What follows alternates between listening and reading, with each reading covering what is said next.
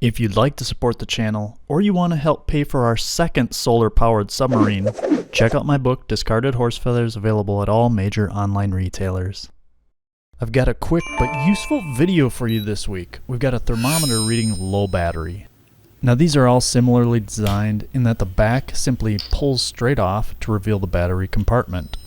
Next, slip a tweezers beneath the battery and gently feather the rear tab, and the battery will pop out. You can see a fair amount of alkaline fluid that has leaked out. Let's use acetic acid or vinegar to buffer the leaked fluid before placing a fresh battery.